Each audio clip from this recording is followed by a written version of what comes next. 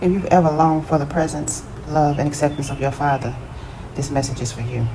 If you are a father who has been misunderstood or undervalued, this message is for you. So often, fathers don't get the credit or recognition they deserve. We often focus on the mother-child relationship, but the father-child relationship is equally important. See, the father is the seed bearer. He carries the seed. He releases the seed to the mother, and when the seed reaches the egg, a spark happens. That spark creates the life. The mother then takes the life that was created. She keeps it in her incubator for 9 months, and she cultivates it, she feeds it, and she brings it forth. She brings that life that the father gave her forth, and it springs forth into a child. But if the father did not provide the seed, there would be no mother-child relationship because there would be no seed to bring forth. This is why both are equally important. Two polarities with two distinct purposes, but both equally important.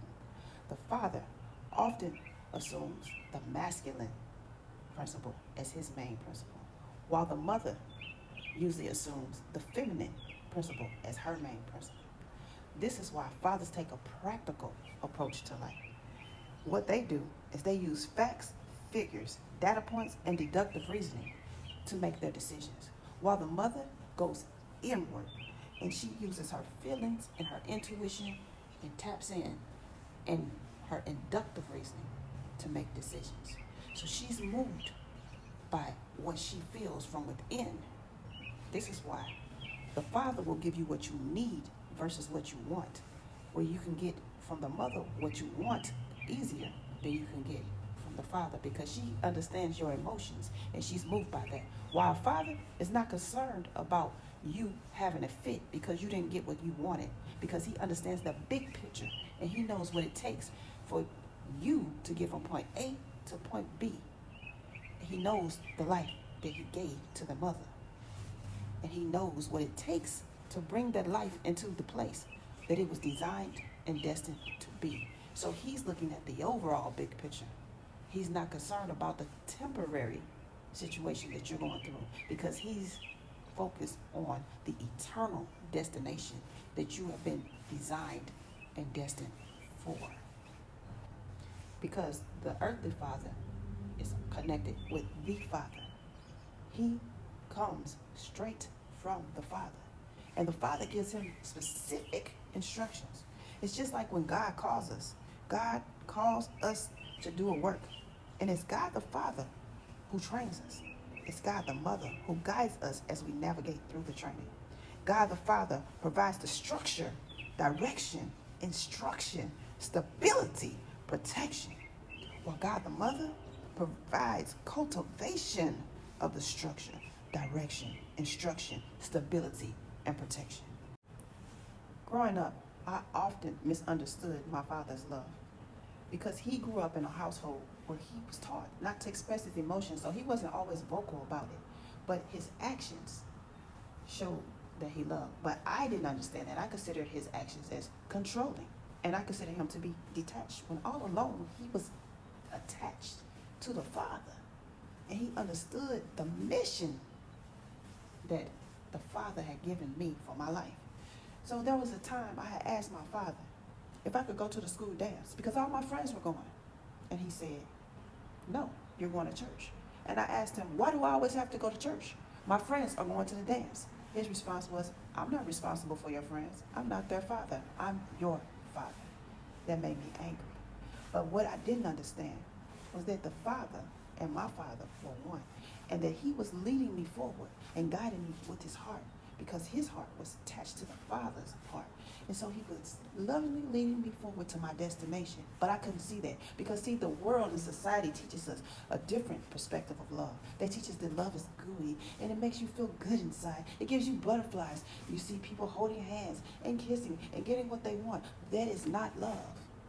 That's an expression of love. That's one way that love can be expressed. However, love is what it takes to get you from point A to point B, to give you what you need versus what you want, so that you can get to your designed destination. Another time, I asked my father, can I go to the park and play basketball? And he said, no, go in the backyard. I said, it's not a basketball court back there. He said, you can do a lot of things with that basketball. Go dribble it, go run. And that's exactly what I did. Not long after that, I looked up, they were leveling off the back of the backyard. They built a perimeter. They laid the asphalt. They put in a basketball goal, not the ones that you roll around, but one that you cement into the ground, and created a basketball court so that I could go outside and practice when I wanted to practice and do what I wanted to do on the court when I wanted to do it in a safe environment. That is a father's love. Then it came time for my junior prom. I was so excited because my two sisters before me, they got to go to prom and they got to go with the dates and they got to have fun and do whatever they wanted to do. So I was excited because I was finally going to get some freedom. But my father, he rented a nice Cadillac because back in the day, Cadillacs was a thing. He employed my godfather to be the driver. My escort to the prom was a son of my father's associate. My godfather went and picked him up, brought him to my house to receive me from my father. Then took us to the prom. When we got there, my godfather gave my prom date specific instructions. Meet me back at this place at this time, and I will pick you all up. We went in, we enjoyed the prom, we came out at the designated time. The door was open, we got in the car. He drove us to the airport hangar, which was a fancy restaurant at the time. He gave him specific instructions when we arrived. Go in, get 2 tables, one for you all, one for me, right across from each other. We got out the car, we went in, we got our tables.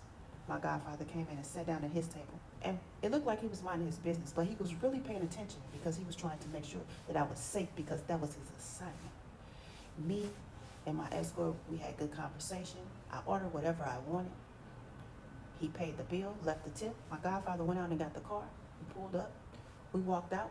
He had the door open. We got in the car. He drove my escort to his house, dropped him off, and then took me back to my father and delivered me back to him the way that he picked me up safely.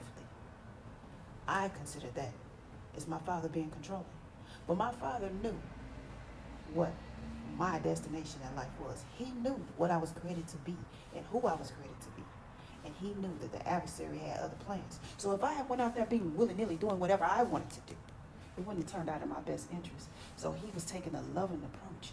And he was leading and guiding me forward with his heart. But I didn't see it that way. So I misunderstood him. And a lot of times throughout my life, I misunderstood my father. I devalued him. I undervalued him. I didn't appreciate his love because I didn't understand it. I thought he was being controlling, but all along, he was loving me. And so often, fathers get a bad rep for being cold, disconnected, and controlling, when all along, they're leading with their heart because they know the life that they gave to that mother. And they know what it takes to get that life from point A to point B, the place that it was designed and destined to be. And so they're navigating the road. They're moving behind the scenes. They're working things out. They're doing things on your behalf that you can't even see. They're fighting battles that you can't even imagine. But you and me, in our mind, we're looking at it as control. It's really love. So if you've ever longed for the love, acceptance, and approval of your father, know that your father loves you. Your father accepts you. Your father approves you. Your father is lovingly guiding you forward with his heart. Appreciate him. Love him back. Tell him thank you. And if your father has gone on to the other side, still vocalize it and say thank you for what you did for me. Thank you, I love you. Thank you, I didn't understand your love when you were here, but I appreciate you and I thank you for lovingly guiding me forward to my destination, to helping me become who I was designed to be because you understood your assignment. My father's birthday was April the 18th. He would have been 82 years old. And so I give this message in honor of my father, and I thank my father for all of his love that he gave to me, for his protection, for his direction, his instruction, and for lovingly leading me forward with his heart. If this message touched you, share it with someone else so that they too can understand the significance and importance of their father and appreciate and love their father as he lovingly guides them forward with his heart to their desired destination. Until next time, peace, love, and light.